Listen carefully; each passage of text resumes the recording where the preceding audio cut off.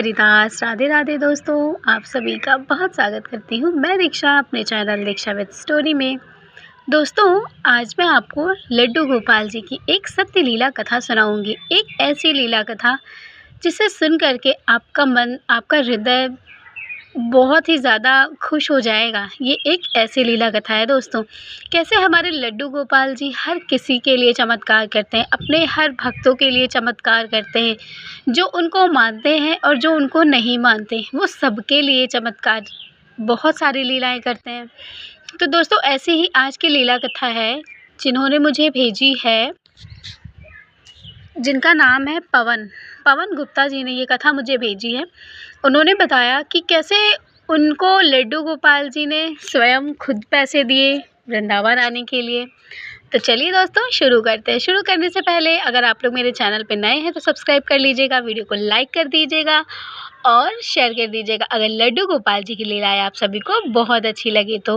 और अगर लड्डू गोपाल जी की लीला अगर आप सभी के पास भी हो तो आप सभी मुझे मेरे इंस्टाग्राम आईडी पर भेज सकते हैं। तो चलिए दोस्तों, शुरू करते हैं। दोस्तों, पवन जी बताते हैं कि हमारा एक छोटी सी फैमिली है। हमारे परिवार में हमारी 2 बेटियां हैं, 1 बेटे हैं, हमारी 1 माँ है, पापा हैं और मैं हूँ और मेरी पत्नी है। हम सारे लोग, हमारा एक बहुत ही अच्छा परिवार है और हमारा परिवार बहुत ही खुश है। हम लोग धर्म कर्म में बहुत विश्वास रखते हैं, पूजा पाठ करते हैं। हम लड्डू गोपाल जी की सेवा भी खूब करते हैं। बहुत लड्डू गोपाल जी की सेवा हमारे घर में होती है और कोई आज से नहीं हो रही है, हमेशा से। मैं बचपन से देखता आ रहा हूँ, मेरी मम्मी करती थी, मेरी मम्मी के बाद अब मेरी पत्नी करती हैं। वो कहते हैं कि हम लोग बहुत ही ज़्यादा एक मिडिल क्लास से भी आप लोग कह लीजिए, हम उस फैमिली से हैं। और बस हमारे पास एक छोटी सी दुकान है, उसी से हमारी इनकम होती है और उसी से जो भी पैसे खर्चे होते हैं हमारे चल जाते हैं। उसी तरह से हम अपने बच्चों को भी पढ़ा लेते हैं। तो इतना नहीं हो पाता हमारे पास कि हम कहीं पे घूमने आ जा सकें। उसके बाद वो कहते हैं कि एक दिन मेरी पत्नी ने मुझसे कहा कि हम सारे लोग तो वृंदावन जाते हैं, तो मुझे भी लगता है कि मैं भी वृंदावन जाऊँ। तो वो कहते हैं कि जहाँ मैं रहता हूँ वहाँ उस जगह का नाम उस शहर का नाम है जमशेदपुर। तो वो कहते हैं कि जमशेदपुर में मैं रहता हूँ, लेकिन वहाँ से वृंदावन काफ़ी दूर पर है। तो वो कहते हैं कि मेरी पत्नी ने मुझे बहुत बार कहा कि जो अगल-बगल देखती थी कि सारे लोग वृंदावन जाते थे, वो कहती हैं कि सारे लोग वृंदावन जाते हैं। जो लड्डू गोपाल जी की सेवा नहीं करते, जो लड्डू गोपाल जी की पूजा नहीं करते, आपने देखा वो हर हमेशा पहुँचे रहते हैं। और हम तो इतनी सेवा करते हैं ना, तो हमें कान्हा जी क्यों नहीं बुलाते? हम बहुत ज़्यादा परेशान हैं। मेरा मन बहुत ज़्यादा इस चीज़ के लिए दुखी रहता है हमेशा। तो पवन जी उनको समझाते हैं कि ऐसा नहीं है, जिनको जब भगवान बुलाते हैं, जब उनका बुलावा आता है वो तभी जाते हैं। शायद अभी कान्हा जी ने हमें नहीं बुलाया, और तुम तो जानती ही हो ना कि हमारे पास अभी इतना बजट भी नहीं है कि हम पूरी फैमिली के साथ लड्डू गोपाल जी को लेकर के वृंदावन चलें। ये बात सुन कर के उनकी जो पत्नी है वो भी चुप हो जाती है। वो कहती है, हाँ बात तो आप सही कह रहे हैं, अभी हमारे पास इतने पैसे भी तो नहीं है ना कि हम वृंदावन जा सके। उसके बाद वो कहती है कि हमारे यहाँ हर रोज़ सेवा होती। वो कहती है, हमारी पत्नी रोज़ लड्डू गोपाल जी से कहती कि हे कन्हैया, मैं वृंदावन आना चाहती हूँ, मुझे भी बुलाओ ना, मैं भी आना चाहती हूँ, मुझे बहुत दर्शन करने हैं आपके दर्शन करने हैं, मुझे अब वृंदावन की रज को भी अपने माथे से लगाना है। वो लड्डू गोपाल जी से कहती कि क्या तुम्हें नहीं चलना? तुम्हें भी तो चलना है ना वृंदावन। क्या तुम नहीं चाहते कि मैं तुम्हें राधा रानी से मिलाने ले चलूँ? तो इसीलिए तुम्हें चलना होगा। तो ये कहते हुए वो बहुत ज़्यादा दुखी हो जाती थी, रोने लगती थी।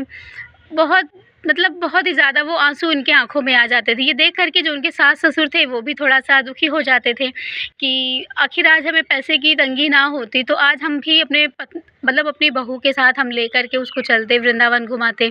हमारे बेटे की एक छोटी-सी दुकान है चप्पल जूते की, तो उसी से हमारा इतना खर्चा ही नहीं हो पाता कि हम ये सब चीज़ें कर सकें। उसके बाद वो कहती है कि हर रोज़ वो सेवा करती, पूजा करती लड्डू गोपाल जी से। वो रोज़ कहा करती थी ये बात, रोज़ कहती थी कि मुझे आना है वृंदावन, मुझे जाना है। तो एक बार की बात है, उनके बगल के जो पड़ोसी हैं वो सारे लोग एक होता है ना कि ट्रिप बना कर के वो लोग जा रहे थे। तो एक ट्रिप बना कर के वो लोग जा रहे थे, तो उन्होंने इनसे बोला कि अगर तुम्हें वृंदावन चलना है तो आपको ज़्यादा नहीं, आपको 500 रुपये लगेंगे। तो आप जो है, अगर आपको चलना चाहती हैं तो आप मेरे साथ चल सकती हैं। तो ये बात सुन कर के उनकी जो सासू माँ थी वो आई, पवन जी की मम्मी वो आती हैं, वो अपने बहू से बताती हैं कि बेटा वहाँ पर ना 500 रुपये लग रहे हैं, तो कोई 500 रुपये कोई बहुत बड़ी बात नहीं है। तुम क्या करो, मैं तुमको दे रही हूँ जो भी मेरे पास है, और तुम वृंदावन के लिए चली जाओ लड्डू गोपाल जी को लेकर। ये सुन कर के जो पवन जी की पत्नी थी, उन्होंने कहा कि नहीं माँ जी, मैं ऐसे नहीं जाऊँगी। आपका भी तो मन है ना जाने का। आप तो बहुत दिनों से, क्या आप तो बीसों सालों से वहाँ पर नहीं गई हैं। 20 साल से आपने कहा था ना कि मुझे वहाँ पर जाने का बहुत मन था, लेकिन आप नहीं जा पाईं। क्यों? क्योंकि हमारी आर्थिक स्थिति इतनी अच्छी नहीं थी। और तो आप ये बताइए कि हम कैसे जा सकते हैं अकेले? मैं नहीं जाऊँगी। ये कह कर के उनकी जो सासू माँ थी वो कहती, नहीं बेटा तुम चली जाओ, किसी को तो कन्हैया बुला रहे हैं ना। तो वो कहती, नहीं कान्हा जी अगर बुलाएँगे ना तो हम सबको बुलाएँगे, वैसे मैं नहीं जाऊँगी। उसके बाद वो लड्डू गोपाल जी को लेकर के अपने कमरे में चली जाती हैं, कहती हैं कि नहीं, मुझे नहीं जाना, मैं नहीं जाऊँगी। ये कह के फिर उनकी जो सासू माँ थी वो कहती हैं कि कोई बात नहीं बेटा, मेरा बेटा आएगा तो मैं उससे बात करूँगी कि तुम्हें वहाँ पर जाना चाहिए। उसके बाद शाम को उनका बेटा आता है। वो पवन से कहती है कि बेटा, मैंने बहू से कहा है कि तुम 500 रुपये मैं तुम्हें दे रही हूँ, तुम वृंदावन के लिए चली जाओ, क्योंकि एक बस बुक हुई है और उससे से सारे लोग जा रहे हैं। ये सुन कर के पवन आते हैं, वो कहते हैं कि तुम बहुत रोती हो ना वृंदावन जाने के लिए, तो तुम चली क्यों नहीं जाती? पवन जी की पत्नी कहती हैं कि नहीं, मैं वृंदावन नहीं जाऊँगी। मैंने माना है कन्हैया से, मैंने कहा है कि मैं पूरे परिवार के साथ आऊँगी, और जब तक वो मुझे बुलाएँगे पूरे परिवार के साथ मैं तभी आऊँगी, मैं ऐसे नहीं जाऊँगी। उसके बाद दोस्तों वो कहती है, मतलब वो फिर नहीं जाती हैं वहाँ से। एक दिन की बात होती है, वो कहती हैं कि इस चीज़ को लेकर के जब सारे लोग चले जाते हैं तो उनके मन में इस चीज़ का दुःख आ जाता है कि सारे लोग जाते हैं, पूरे लोग जाते हैं, लेकिन मैं वृंदावन नहीं जा पा रही हूँ। तो वो कहती हैं कि शायद मेरे कान्हा मुझसे रूठ गए हैं, शायद मेरे लाला मेरी पूजा सेवा स्वीकार नहीं कर रहे हैं, शायद मेरे कहने से ही वो कुछ कर ही नहीं रहे हैं, इसीलिए तो मेरी अर्ज़ी नहीं सुन रहे हैं। ये सुन कर के वो कुछ भी नहीं कहती, वो चुपचाप बस लड्डू गोपाल जी की सेवा करती हैं, पूजा करती हैं, भोग लगाती हैं, लेकिन फिर वो खुद कुछ भी नहीं खाती। वो कुछ भी ना, उन्होंने जल तक नहीं ग्रहण किया था। वो कहती हैं कि मैं कुछ भी नहीं खाऊँगी, मेरे लाला क्या मुझसे नाराज़ हैं? क्या वो सच में मुझे वृंदावन नहीं बुलाना चाहते? शायद इसीलिए मेरे साथ ये सब कुछ हो रहा है। शायद इसीलिए हमारी आर्थिक स्थिति इतनी कमज़ोर हो गई है कि मैं वृंदावन नहीं जा पा रही हूँ। वहाँ भी जाना था, फिर भी बस से भी जाने के लिए हुआ, लेकिन फिर भी मैं नहीं जा पाई, क्योंकि मैं अपने परिवार को छोड़ कर के नहीं जाना चाहती थी। ये सब सोच कर के पवन जी कहते हैं कि मेरी पत्नी बहुत ज़्यादा दुखी हो गई, उसने खाना-पीना छोड़ दिया, लेकिन हम में से किसी को ये नहीं पता था कि उसने खाना-पानी नहीं, मतलब नहीं छोड़ दिया है, किसी को ये चीज़ें नहीं पता थी। वो कहती हैं कि 3 दिन हो गए थे, वो सेवा करती, वो हम लोगों का भी काम करती, हमारी भी खाना बनाती, सारा काम करती, माँ-पापा की भी सेवा करती, लेकिन हमें ये भी नहीं पता था कि वो सच में कुछ खा नहीं रही, उसने जल तक नहीं पिया था। बस वो सारा काम करके वो लड्डू गोपाल जी के पास जा कर के बैठ कर के उनको सामने रोने लगती थी। वो कहती थी कि कन्हैया मुझे बुला लो अपने पास, मुझे मतलब मैं हमेशा तुमसे यही कहती हूँ कि मुझे आना है, लेकिन तब भी तुम नहीं बुलाते। वो इतनी ज़्यादा दुखी हो जाती थी। पवन कहते हैं कि मैं देख कर के मुझे लगता था कि मैं ऐसा क्या करूँ? मैं किसी से अगर उधार ले भी लेता हूँ पैसे, तो वो कहते हैं कि मैं इतना दे नहीं पाऊँगा। अगर मैं उनसे उधार पैसे ले लेता हूँ तो मैं किसी को वापस भी नहीं कर पाऊँगा। तो मैं क्या करूँ, मुझे कुछ भी समझ में नहीं आ रहा था। पत्नी की तबीयत एक दिन अचानक से बहुत ज़्यादा ख़राब हो गई, बेहोश हो गईं, वो गिर के उनको चक्कर आया, डॉक्टर को बुलाया गया। डॉक्टर ने बोला कि इन्होंने कुछ भी खाया-पिया नहीं है, इनका ब्लड प्रेशर एकदम से लो पड़ गया है। तो बहुत ज़्यादा तबीयत ख़राब हो गई, हम लोग हॉस्पिटल में ले गए। हॉस्पिटल में दिखाया, डॉक्टर ने कहा कि ये खा-पी नहीं रही हैं। तो पवन कहते हैं कि मैंने पूछा अपनी पत्नी से कि तुम खा-पी क्यों नहीं रही हो? क्या हो गया? तो वो बताने लगी कि मैं नहीं खा सकती, मैंने कन्हैया से कहा है कि जब तक वो मुझे वृंदावन नहीं बुलाएँगे ना, मैं अन्न का एक जल भी नहीं ग्रहण करूँगी। तो वो कहते हैं, ये कैसी ज़िद करके बैठी हो तुम? ऐसा कहाँ होता है? जब तुम्हें पता है ना कि हम नहीं जा पाते। वो कहती हैं कि हम जा सकते हैं, हमारा सब कुछ ठीक है, हम जा सकते हैं, लेकिन ये मुझे बुला नहीं रहे, ये मुझसे नाराज़ हो गए हैं, और इसी नाराज़गी की वजह से मैंने खाना-पीना छोड़ दिया है। ये बात सुन कर के पवन कहते हैं कि मुझे बहुत ज़्यादा गुस्सा लगी, मुझे बहुत ज़्यादा गुस्सा लगी। फिर उसकी हालत इतनी ज़्यादा बुरी हो गई थी कि उसकी आँखें तक नहीं खुल रही थी। तो वो कहते हैं कि मैंने गुस्से में मैंने कहा कि अगर तुम ऐसा नहीं करोगी तो मैं मूर्ति को ले जा कर के, लड्डू गोपाल जी की मूर्ति, उन्होंने बोला कि मैं मूर्ति को, लड्डू गोपाल जी को ले जा कर के मैं मंदिर में छोड़ आऊँगा, मैं नहीं करने दूँगा सेवा पूजा तुम्हें। ठीक है, मैं नहीं चाहता कि तुम्हारी तबीयत ख़राब हो जाए, मैं बिल्कुल भी नहीं चाहता। तुम तो जानती हो ना कि मैं कितना परेशान रहता हूँ, और अगर तुम भी इस तरह रहोगी तो मेरा क्या होगा? उसके बाद पवन कहती हैं कि वो ठीक है, तो वो उन्होंने पानी पिया, उन्होंने कुछ भी थोड़ा-सा कुछ खाया। खाने के बाद धीरे-धीरे उनकी तबीयत थोड़ी-सी मतलब आराम मिल गया उनको। वो फिर से वो कहती हैं कि नहीं, मेरे लड्डू गोपाल जी को मुझसे दूर मत लेकर के जाओ। ठीक है, मैं नहीं ज़िद करूँगी, मैं नहीं जाऊँगी वृंदावन, तुम परेशान मत हो। उसके बाद पवन भी अपना फिर से काम में लग जाते हैं डेली की तरह और सारे लोग अच्छे से लग जाते हैं। उसके बाद दोस्तों पवन जी कहते हैं कि एक दिन मेरी दुकान में कुछ कस्टमर आए थे, कस्टमर की भीड़ ज़्यादा लग गई थी, तो वो कहते हैं कि कस्टमर काफ़ी ज़्यादा थे, तो कुछ लोग थे जो मतलब आए थे चप्पल वग़ैरह लेने के लिए, तो उन्होंने कहा कि मुझे सैंडल वग़ैरह पैक कर दो, तो मैंने पैक कर दी। पैक करने के बाद उन्होंने बोला कि मेरा कुछ सामान है, मतलब आप ये देखे रहिएगा, मैं थोड़ी देर में आता हूँ। तो वो कहते हैं कि ठीक है, मैं बिल्कुल देखे रहूँगा। तो पवन जी कहते हैं कि मैंने उनका सामान रखा और फिर उसके बाद वो लोग चले गए। तो फिर वहाँ से फिर मतलब वो लोग चले जाते हैं, फिर 1 घंटे के बाद एक लड़का आता है मेरे पास। एक लड़का आता है, वो मुझसे कहता है कि पवन जी की दुकान यही है? तो मैं बोलता हूँ हाँ भाई यही है। तो उन्होंने बोला कि जिन्होंने अभी चप्पल जूते लेकर के गए थे ना, उन्होंने अपने चप्पल जूते मुझसे मँगवाए हैं। उन्होंने ये बैग आपको दिया है और उन्होंने कहा कि आप ये बैग मेरा रखे रहें, जब उनको काम पड़ेगा तब वो आपसे ले जाएँगे। ये बात सुन कर के पवन कहते हैं कि मुझे बैग दिया है? किस चीज़ का बैग दिया है? मुझे तो नहीं पता कि किस चीज़ का बैग है। तो वो कहते हैं कि इसको आप ले लीजिए, ये उन्होंने आपको ही दिया और आप मुझे जल्दी दे दीजिए, उन्होंने मुझे बुलाया है। उसके बाद वो जल्दी-जल्दी सारी चीज़ें दे देते हैं। उसके बाद शाम हो जाती है, वो दुकान बंद करके गलती से वो बैग उसी दुकान में वो भूल कर के चले जाते हैं। उसके बाद पवन कहते हैं कि मैं घर आता हूँ। पवन जी घर आते हैं, अपने पत्नी को बताते हैं कि आज उनके साथ क्या-क्या हुआ। तो फिर उनको उसी समय याद आता है कि अरे! वो झोला तो उन्होंने मुझे दिया था, तो मैं तो दुकान पर ही छोड़ आया। तो वो कहते हैं कि रात को 11 बज गए थे। दुकान घर से काफ़ी दूर पर थी, तो वो कहते हैं कि अब मैं दुकान भी नहीं जा सकता, तो अब मैं क्या करूँ? तो उनकी पत्नी कहती है कोई बात नहीं, कुछ सामान होगा उन्होंने दिया होगा, आप रखे रहिए और सुबह आप जाके देख लीजिएगा। उसके बाद सुबह होती है, पवन कहते हैं मुझे रात भर नींद नहीं आई। मैं सोच रहा था कि जो इंसान मुझे जानता नहीं है, तो वो कैसे कैसे उसको जो है मुझे नींद नहीं आई थी। वो कहते हैं कि कैसे मुझे समझ में नहीं आया कि वो कैसे कोई मुझे बिना जाने कोई भी चीज़ दे कर के जा सकता है। उसके बाद सुबह होती है, पवन कहते हैं कि उस दिन मेरा मन बिल्कुल भी नहीं लग रहा था। मैं सुबह उठा, मैंने नाश्ता भी नहीं किया और मैं सीधे दुकान पर गया। दुकान पर गया तो मैं सबसे पहले मैं अपने दुकान को साफ़ किया, मैंने पूजा वग़ैरह करी घर दुकान में।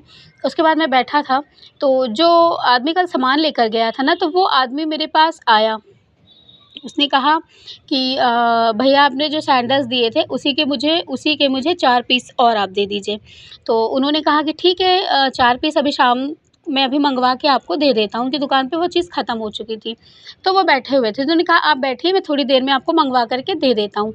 तो वो कहते हैं कि वो सैंडल वो मँगवाते हैं और वो उनको दे देते हैं। देने के बाद वो जो बैग उन्होंने उस लड़के से भिजवाया था, वो कहते हैं भैया आपने ये बैग भी मुझे दिया था, तो आप ये अपना बैग भी ले लीजिए, इसमें क्या है, मैंने देखा ही नहीं, मैं तो कल गलती से यही दुकान पर छोड़ कर के मैं चला गया था।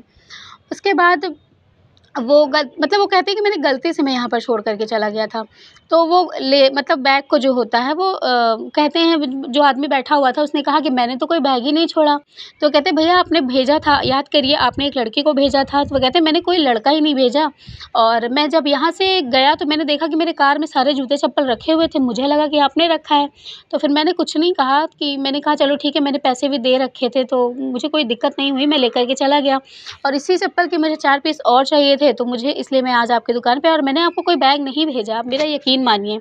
ये बात सुन कर के वो बिल्कुल हैरान हो गए। उन्होंने कहा आप ये आपका बैग नहीं? उन्होंने कहा नहीं, ये मैं आपको बैग क्यों दूँगा? मैं तो आपको जानता भी नहीं, मैं तो सिर्फ़ आपकी दुकान देख कर के यहाँ पे सामान लेने के लिए आया था। ये बात सुन कर के पवन जी तो बिल्कुल हैरान हो जाते हैं, वो कहते अरे! ये कि, तो वो दुकान पे अपनी चप्पल वग़ैरह लेकर के चले जाते हैं। उसके बाद फिर पवन जब उस बैग को खोलते हैं, तो इसमें 5-500 रुपए की 6 गड्डियाँ रखी हुई थी पैसे की। अब ये बात मतलब उनको बिल्कुल ये चीज़ बिल्कुल मतलब कहते हैं कि मैं इस चीज़ को मैं हज़म नहीं कर पा रहा था कि इतने पैसे, वो भी अचानक से मेरे पास। वो कहते हैं मेरी इतनी छोटी-सी दुकान है और मेरी दुकान में बहुत ज़्यादा सामान भी नहीं है। अगर इतने सारे मेरे पास पैसे हैं, तो वो कहते हैं कि मेरे पास इतने पैसे आ गए थे कि मैं आपको बता नहीं सकता, मैं गिन नहीं पा रहा था कि मेरे पास इतने पैसे आ गए। छोटे से बैग में मुझे इतने पैसे मिले। उसके बाद वो कहते मुझे समझ में नहीं आ रहा था कि मैं क्या करूँ? वो लड़का, हो सकता है वो लड़का मेरे दुकान पर आए और वो लड़का मुझसे आके फिर से, अगर मैं पुलिस को भी देता हूँ, तो वो बैग मेरे पास अगर वो लेने आता है, तो पुलिस वाले इतना ध्यान नहीं देते, पैसे कभी किसी को वापस करेंगे ही नहीं। मैं पकड़ा जाऊँगा कि मैंने आपको पैसे दिए थे। उसके बाद वो कहते हैं कि मैंने वो पैसे रख लिए, फिर मैंने कुछ भी नहीं कहा, दुकान सारा दिन मेरा दिमाग काम नहीं कर रहा था। वो कहते हैं मैं उस दिन जल्दी से दुकान बंद करके मैं अपने घर आया, मैंने अपनी पत्नी को ये बात बताई कि देखिए मेरे पास इतने सारे पैसे आ गए। उनकी पत्नी भी कुछ नहीं बोली, उन्होंने कहा कि इतने सारे पैसे, हो सकता है कोई आपको फँसाने के चक्कर में तो नहीं है, कोई आपको इस तरह के पैसे दे कर के चला गया हो। तो वो पूरा अंदर देखती हैं, तो वो उन्होंने पूरा बैग नहीं खोला था, उन्होंने बस गिना हुआ था। उसके बाद वो मतलब उन पूरा बैग उन्होंने खोल नहीं रखा था। वो कहते हैं कि मैं जब घर आया तो मैं अपने भगवान जी लड्डू गोपाल जी थे, मैंने लड्डू गोपाल जी को दे दिए। वो कहते हैं लड्डू गोपाल जी ये बैग आपको समर्पित है। मैंने कुछ भी गलत नहीं किया है। ये पैसे को पता नहीं कौन-सा लड़का आया और वो मुझे दे कर के चला गया। उसके बाद जब उन्होंने तो फिर उनकी जो माताजी थी उन्होंने कहा बेटा इसको पूरा बैग खोल कर के देखो इसमें आखिर है क्या? जब उन्होंने पूरा बैग खोला तो उन्होंने जब एक लास्ट वाली चैन खोली तो उसमें एक राधा कृष्ण भगवान की फ़ोटो रखी हुई थी। उस फ़ोटो के पीछे एक पता लिखा हुआ था और उसमें पता लिखा हुआ था वृंदावन का। वृंदावन का पता लिखा हुआ था और वो बैग उस बैग का जो अंदर वाला पोर्शन था जहाँ पे जो कपड़ा लगा हुआ था उस जगह पर राधे राधे लिखा हुआ था और एक छोटी-सी पर्ची रखी हुई थी। उस पर्ची में लिखा हुआ था ये पैसे आपके हैं और आप इसे ले कर के हमारे धाम आ सकते हैं। उसके बाद ये दोस्तों मतलब ये तो बात हो गई, वो कहते हैं कि पता नहीं कौन है, किसका है, वो ये सोच रहे थे कि किसी और का पैसा है, हो सकता है कोई हमारे पास गलती से दे कर के चला गया हो। उसके बाद वो कहते हैं कि मेरे पास वो पैसे आए, पैसे मैंने रख लिए, रखने के बाद मैं काफ़ी दिन तक वो कहते हैं मैंने महीनों उस पैसे को रखे, लेकिन लेने वाला कोई नहीं आया। उसके बाद दोस्तों वो कहते हैं वो पैसे तो मैंने ले लिए, लेकिन मेरा मन बिल्कुल भी नहीं मान रहा था कि मैं उस पैसे का क्या करूँ? वो पैसे, वो पर्ची, उसमें वृंदावन का पूरा पता लिखा हुआ था। उसमें इस पर्ची में साफ-साफ अक्षरों में लिखा हुआ था कि ये पैसे आपके हैं। तो अब मैं समझ नहीं पा रहा था कि मैं क्या करूँ उस पैसे का? उसके बाद वो कहते हैं कि मुझे कुछ भी समझ में नहीं आ रहा था। मैं इतना अमीर भी नहीं था, इतना पैसे वाले भी नहीं था कि इतने पैसे मैं ले जाके किसी को अगर बता भी दूँ कि ये मैंने पैसे मुझे कोई दे कर के गया है, तो वो कहते हैं मेरे ऊपर कोई यकीन नहीं करता। कभी कोई यकीन नहीं करता, मुझे सब कहते हैं कि तुमने पैसे कहीं से चोरी किए हैं या कहीं से उठाए हुए हैं। वो कहते हैं मैं बहुत परेशानी में था, 1 महीने बीत चुके थे, कोई पैसे लेने नहीं आया, वो लड़का तक मुझे नहीं मिला और वो लड़का मुझे मिला ही नहीं। उसके बाद फिर वो कहते हैं कि उनकी पत्नी जो थी वो कहती हैं कि मैं ऐसा करती हूँ, मैं उस पैसे को ले कर के मैं इसमें से जितना पैसा मैंने लिया हुआ है ना, उस पैसे को मैं ले कर के ना वृंदावन चलती हूँ। तो ये बात सुन कर के उनके जो हस्बैंड थे पवन जी थे, वो कहते नहीं हम किसी के ऐसे पैसे नहीं खर्च कर सकते ना, मैं ऐसे पैसे मैं नहीं लेकर के जा सकता। वो कहते नहीं, हम वृंदावन चलेंगे और हम इसी पैसे से चलेंगे, ठीक है? और फिर वो कहते हैं ठीक है, तो उन्होंने कहा कि हमने वृंदावन के लिए टिकट करवाई और हमने उसी पैसे से टिकट करवाई, हम उसी पैसे से वृंदावन पहुँचे। वृंदावन पहुँच के वो कहते हैं कि मैंने बांके बिहारी जी के दर्शन किए मैंने सारे भगवान जहाँ-जहाँ हैं मैंने हर भगवान जी के दर्शन किए। मैंने मैं बरसाना गई, वो कहते हैं कि हम लोग बरसाना भी गए, हम पूरे परिवार के साथ गए। वो कहते हैं हमने पूरा हर जगह घूमा, हमने गोवर्धन पर्वत की भी परिक्रमा करी। हम लोग इतना खुश थे, हमारे मन में इतनी शांति आ गई थी कि मैं आपको बता नहीं सकता। वो कहते हैं कि इतना खुश तो शायद मैं ज़िंदगी में आज पहली बार हुआ हूँ जब से इस धरती पे मेरा जन्म हुआ है। इतना खुश तो मैंने पहले कभी था ही नहीं। मेरे माँ-पापा, मेरे बच्चे, पवन जी कहते हैं मेरी पत्नी तो इतनी खुश थी कि मैं आपको क्या बताऊँ। वो खुशी के मारे रो रही थी कि वो वृंदावन आई है। उसके बाद वो कहते हैं मैं सारे पैसे लेकर के आया था, मैंने पूरे कोई पैसे घर नहीं छोड़े थे। उसके बाद वो कहते हैं पवन जी कि उसमें से मैंने 25,000 रुपए खर्च किए और वही 25,000 के अलावा उसमें जितने भी पैसे रहे होंगे, वो कहते हैं मैंने पूरे पैसे भी नहीं गिने थे। मैंने सारे पैसे जगह-जगह जितने भी दान पेटी, जितने भी दान पात्र बने हुए थे, मैंने सारे के सारे पैसे उसी दान पात्र में डाल दिए हैं और मैंने सिर्फ़ उसमें से 25,000 रुपए खर्च किए हैं। और मैंने वहाँ पर बिहारी जी से भी यही कहा कि हे बिहारी जी, अगर ये पैसे आपने मुझे दिए हैं या आपके थ्रू मेरे पास आए हैं कि मैं वृंदावन आ सकूँ, अगर आपने सच में ये पैसे मुझे भिजवाए हैं, तो मैं ये पूरे पैसे नहीं लूँगा, मैं आपके पैसे आपको ही दान कर देता हूँ। आपके दिए पैसे से मैं यहाँ तक आ गया, ये मेरा सौभाग्य है कि आपने मुझे साक्षात बुलाया। इसमें से मैंने 25,000 खर्चा किए हैं और कहते हैं कि मैं 25,000 वो भी खर्च करके आपकी दान पेटी में डाल दूँगा कन्हैया। बिल्कुल भी, मैं इतना ज़्यादा खुश हूँ कि आपने मुझे वृंदावन बुलाया, मेरी पत्नी की सारी इच्छाओं को पूर्ण किया। अब मेरे लड्डू गोपाल जी वृंदावन आए। मतलब वो कहते हैं पवन जी कि मैं इतना खुश था कि मैं आपको बता नहीं सकता। उसके बाद वो कहते हैं कि हम लोग बहुत खुशी-खुशी गए और खुशी-खुशी घर आ गए। घर आने के बाद 25,000 रुपए थे मैंने जो खर्च कर दिए थे, उसके बाद मैंने 25,000 रुपए का मैंने धीरे-धीरे कर कर के मैंने बहुत सारे मतलब काफ़ी दिनों के बाद वो कहते हैं मुझे 7 से 8 महीने लगे 25,000 रुपए को जमा करने में। उसके बाद फिर हम लोग कहीं भी मंदिर होता या कहीं भी कुछ भी होता दान वग़ैरह तो हम वही 25,000 रुपए में से हम सारे दान कर देते।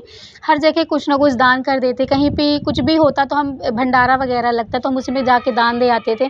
क्योंकि हम जानते थे ना कि भगवान ने हमें जैसे वो कहते हैं कि मुझे इस चीज़ का तो बिल्कुल यकीन हो गया है कि जैसे भगवान ने हमें इतने पैसे दिए कि तुम ले लो, लेकिन मैं इतना पैसा नहीं लेना चाहता था। वो कहते हैं ना कि जैसे हम कह दें कि हम कोई भी चीज़ छुएँ तो सोना बन जाए और सोने का अगर हम खाते-पीते हैं वो भी सोने का बन जाता है, तो हमें इतनी लालच नहीं करनी थी।